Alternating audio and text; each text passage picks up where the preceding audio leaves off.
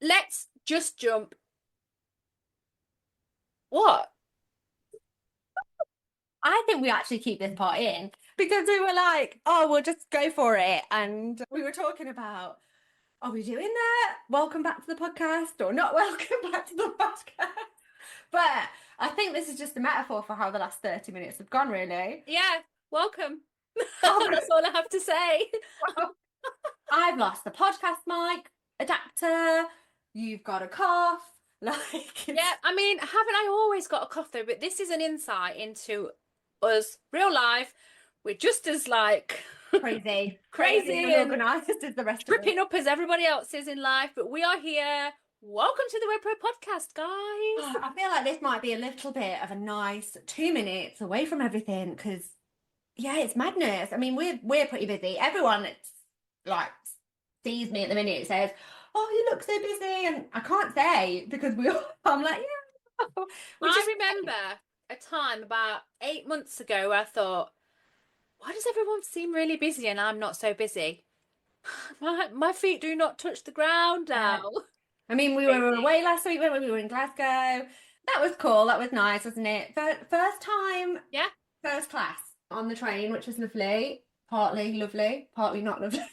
It was just, but we're not here to tell you about that today. What I was going to say was I feel like this is going to be like a nice, just back to something normal because there's lots of things, nothing so much changing for you guys that listen to the podcast or for our clients or people that work with us and jump into our coaching programs, but more for just us in the background, things changing, things developing, which is all great stuff, isn't it? But yeah, just means our feet aren't really touching the floor. So it's nice to do something familiar and yes, just doing something.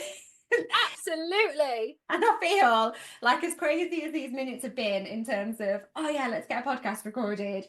Oh my gosh, where's this? Where's that? Where's the other? You've got your cough. I think this next sort of 20 minutes that we're going to be with you, and we will jump straight in a second, it's just going to feel nice. It's going to be like my Zen moment. Yeah. My Zen moment in a world and a week of, well, I would not even say a week. I would say we're coming up to the end of quarter 1, and I would say this whole quarter. I used to hate that speak as well. But I've it is just so caught true myself. though. I've just caught myself. I used to hate that. Quarter 1, quarter 2. We're coming up for You Q2. won. I've just caught myself saying that. But yeah, this whole first 3 months of the year, that's how it's just to catch a breath. It's just been insane. But you know what? I actually feel blessed and Yeah, no, it's grateful great. It's that, great. we've had such growth in our business that now, we've had to implement some back end systems that And hire more people in our hire more team. people. It's just, and it's been. I think the next pod that we record will be a lot more chill. But, it's important that we show up however we are. So, Maybe this is the podcast where everyone goes, yeah, they are relatable. And if that is the case, do not forget to hit that follow button. It's not subscribe anymore. It is follow. Oh, so a bit Like, oh, mad. So subscribe or, oh, okay. Learn something new every day. Okay, so you're not here for us to have a little chat and a little counselling session. Yeah, counselling session for us to get our ducks in a row and have a little business meeting on the podcast. Although I can definitely guarantee that if you were at a business meeting with us, you would absolutely love it. We do. We get a lot of stuff done, don't we? And we are get shit done type of girls, aren't we? Yeah. The real reason that you're not getting booked, and we want to talk to you about why it's not your pricing. We hear this so much. I think we were on a call with somebody this morning, one of our lovely, lovely clients, who was saying, I know I should be charging this, but I just don't feel like I can. And we were like, why? Why? So let's get into it, Roxy. Right, so yeah, let's jump straight in. If bookings are a bit slow and your first thought is, maybe my prices are too high, we want to just lovingly say, it is probably not going to be that. Yeah, and we see this all the time at all. It's not that you're expensive. It could just be that you're not getting seen, or you are being seen but not by the right people, or your messaging isn't landing in the way you think it is. And everyone has a different version of what each scale segment of the wedding industry looks like, whether you're budget, mid, lux, super lux. Everyone has different understandings of what that means. And that's one of the initial things that really we break down when we're working with our clients in terms of there's such a massive scope, and there's, you know, whether you are super, super budget, really want to go after a DIY couple that wants to do things on a budget and you are the photographer for that person, or whether you are right at the other end and you're doing, you know, our Kardashian style billion whatever wedding. There's so much range in that. So it's usually that, you know, you're just not getting seen, or you're not being seen by the right people, or you are being seen by the right people, but your messaging isn't landing.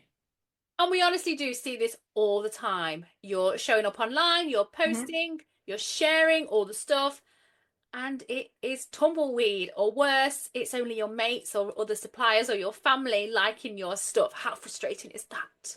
Yeah, you get the little hearts, you get really great post, something like that, comments from your wedding industry friends or your family, and they're really great, but these aren't the clients that are going to help you pay your bills, are they, if we're being honest? No. Okay, so let's look at this a bit further. So, first big one is visibility. If you're not getting booked, are people actually really seeing your stuff? And we don't just mean, you know, are you posting? I think everybody knows by now that we do need to be keeping up a schedule with putting content out there. And you might be on Instagram every single day, but if your dream couple isn't seeing your posts, or maybe they're seeing them, but they're not recognizing that these posts are for them, it doesn't matter. It doesn't matter that you're showing up. No, that's it. And by showing up, are you showing up, or are you showing up strategically? Is your content actually being seen by the people that you want to work with? Or, and this is what Mhm. we see all too often, are you blending in with kind of every other wedding supplier doing the same type of content over and over again? And you know the type of content we're talking about, you know, the soft blush tones, the flat lays, the dreamy day for a dreamy couple type vibe. It all just kind of blurs into one, doesn't it?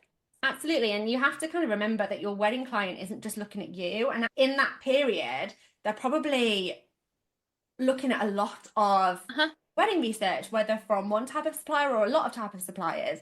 Like this content just kind of mushes into one, and you need to be thinking about how you can differentiate yourself. Okay, the next one is all around messaging. So let's say you are being seen, but your message just isn't landing. That's right. We see so many wedding businesses with beautiful, beautiful content. But if I can't tell what you do, who it's for, or how to book with you in 10 seconds, or even probably less, we have got a problem there. Yeah, I think we see this all the time, don't we? Gorgeous pictures, Yeah. you know, really aesthetic vibes, but no pricing, no even point of reference to pricing, no information, no call to action.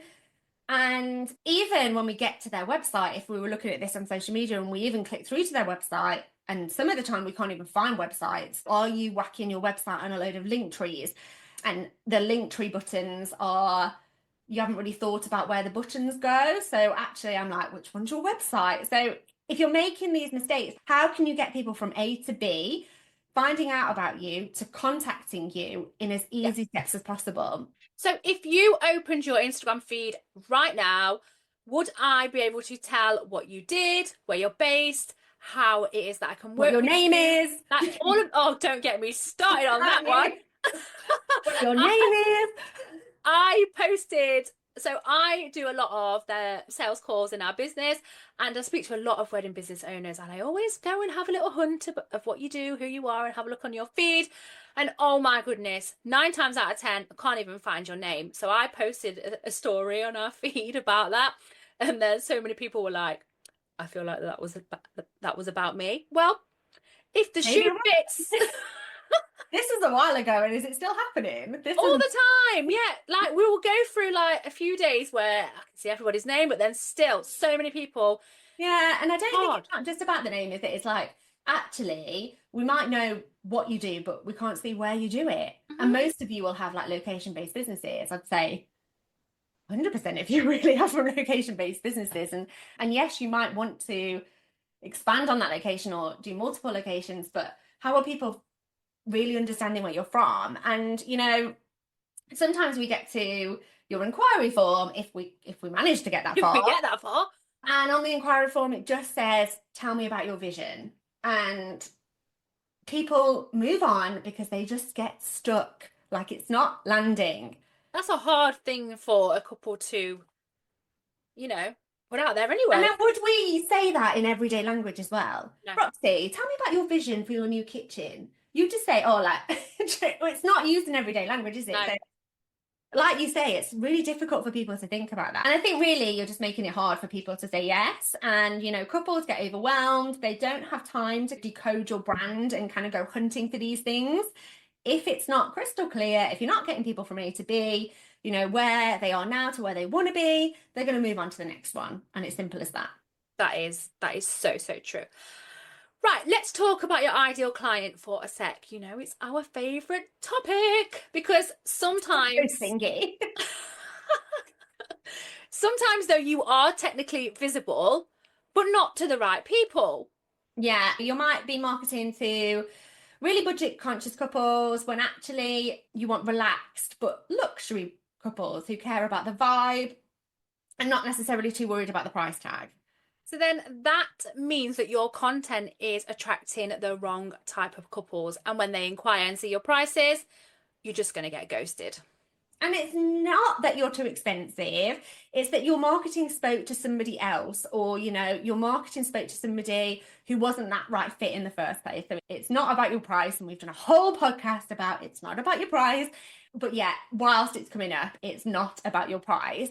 It's just that you're speaking to the wrong people. You're messaging, and we see this at all ends of the spectrum, don't we? Whatever level you're at, if you're not tailoring everything to the right person, it's not going to land. And it's exactly, yes, I'm showing up. Yes, I've got a website. Yes, I've got copy on my website. I'm SEOing my website. I'm writing longer captions because I've heard that that's what I need to do on Instagram. I'm SEOing my website because that's what I know I need to do. And you're doing all of those things, but actually, have you stopped for a minute and thought, is the marketing speaking to the right person who's finding this content? And we see it at all ends of the spectrum, don't we? Wherever We you do. sit in the market. So I think it'll be helpful for us to go over a few of the common mistakes that we do see here because we see a lot of them, don't we? Yeah, and I think, I already alluded to one, not saying where you're based. Yeah, or put in UK wide when actually you really don't want to be traveling from Cornwall to Yorkshire. Like, where do you really want to work? Yeah, and another thing we see a lot of, and actually, I think we're starting to kind of break the cycle from what we were seeing sort of 3, 4 years ago, is hiding your pricing. So either you're not showing your pricing at all, or maybe you're making your pricing quite confusing, or another thing is you're hiding it behind like a lot of steps. Yeah. So yeah, that's another massive one that we still see continually, don't we? That pricing, it's not easy for me to kind of understand, and it doesn't need to be. And actually, I wouldn't personally recommend that people really go into tons and tons of details around packages and proposals and things like that. But you do need to have something that indicates your pricing on your website and make it easy for people to find. Or another thing that I've seen as well is writing like you're talking to other suppliers rather Yeah, than for couples, sure. like, oh, what a dream team on this styled shoot. That's great, but how is that helpful for the couple? Yeah, and I think as well, like I saw something in an email. We're working with a client, and a client sent over their email marketing. So when we have clients that come and work with us, we will look over anything in their business that they want us to look at. And this is a lovely celebrant who's inside one of our group programs, and she's writing all of her email marketing and she's writing her nurture sequence, and she's doing an absolutely amazing job. I'm in the industry and I had to highlight something and say to her, is this a celebrant based term that I've never heard of before? Because she was kind of overcomplicating the emails and forgetting who was reading them. And it's people trying to be super, super polished and super, super Yeah. professional, but really not remembering that we need to tailor this for the right audience. Exactly that you said there, writing for suppliers, not couples. But it's also on things like not showing your personality through your writing, not showing your face, or thinking about creating an experience that is unique to you, because we said it right at the beginning of this podcast, a lot of stuff is samey, and I think when you try to be too polished, when you hide your Which we prices, aren't, as you yeah, know. well, this was the most unpolished start to a podcast we have done in a long time. Started with Katie going like, no. No, but you sound like everybody else, and you're making it much harder for you to stand out to couples and much harder for couples to book you inevitably. Right, so now we've told you what not to do. Let's talk about what you can actually do about it, because this isn't all about being critical. This is about it being fixable. That's right, everything is figure outable. So, Saying, firstly, let's look at your bio on Instagram, things like your website homepage.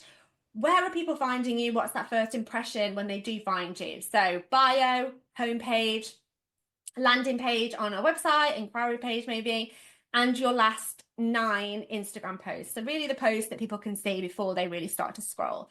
And I'd also include your highlights in that as well.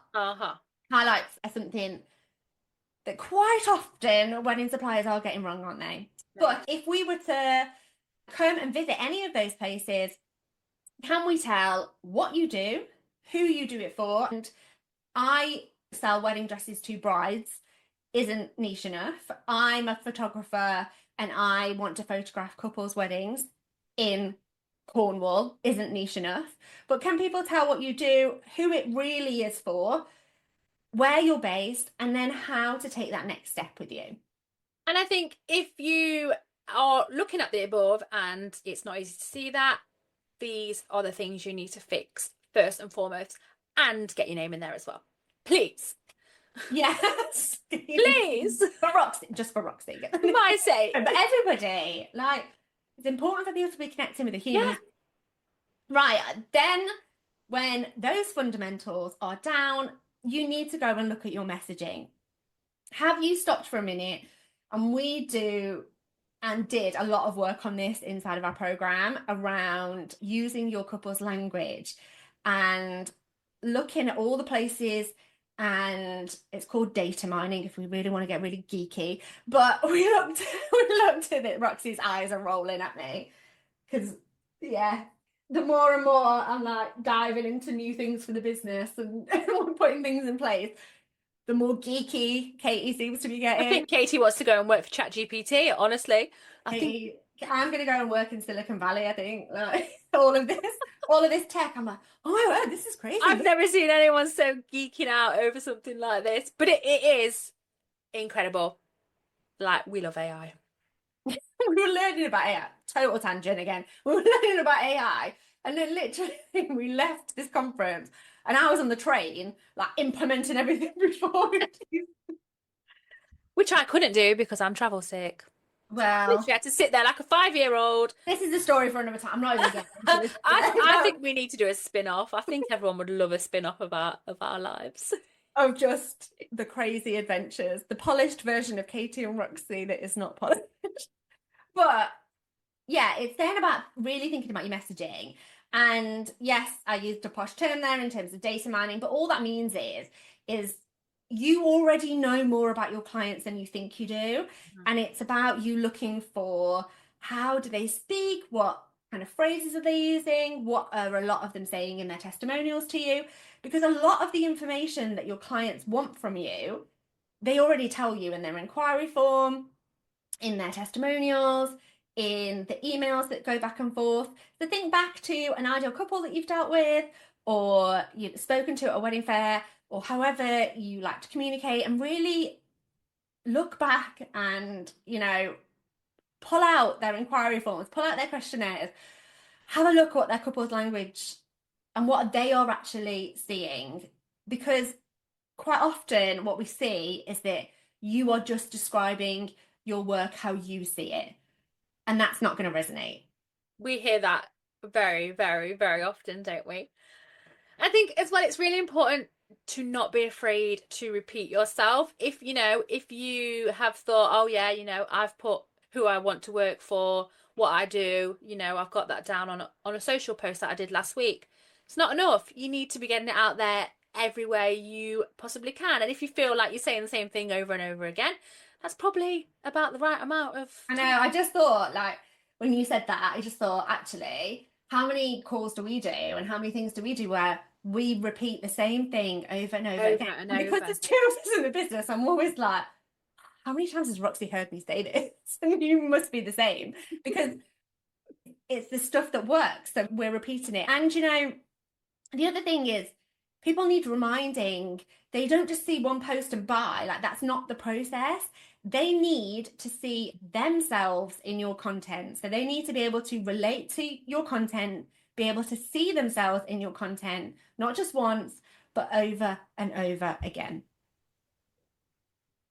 Right, a tiny break here for a little bit of a plug because if you're listening to this and thinking, yep, this is exactly what I am struggling with, Then you need to check out the Content Vault. And we made it especially for wedding suppliers who want to stop winging it and actually show up in a way that gets them booked. you get done for you captions, blog posts, real ideas, and the graphics too. And there's this really easy, amazing AI assistant that helps you personalize every single bit. It's like having a fancy marketing assistant, but it only costs £27 and it doesn't take lunch breaks. Even if tech scares you, honestly, a toddler could use it. So if you've ever said, oh, I just want someone to do my socials for me, but maybe you haven't got the cash right now to invest in full social media management, this is definitely the next best thing. It's just £27 to join. Spaces are limited, and for the first month, it's money back guaranteed. So, literally, you've got zero risk. The link, if you want to go and check it out, is in the show notes.